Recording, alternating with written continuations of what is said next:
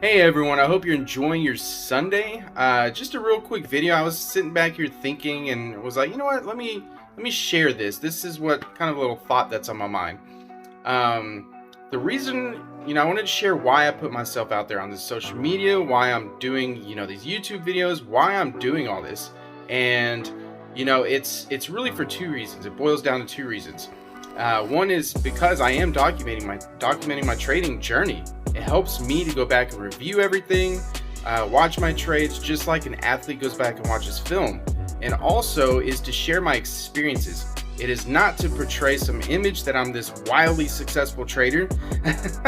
I am not making hundreds of thousands of dollars every single month or years. I'm still growing. I'm not where I want to be, but I am definitely way further than I ever thought I would be trading. So I feel like, those two things, like I said, documenting my journey and then also sharing my experiences I've learned over the past 3 years, with discipline, psychology, money management, all those hurdles I'm having to overcome. I think others that are just getting started could benefit from it. So I don't ask for anything in return. You know that I never do. So these are just for those two reasons. So I just kind of wanted to put that out there, share that message, and I hope you all have a great Sunday. I'll see y'all this week. Take care.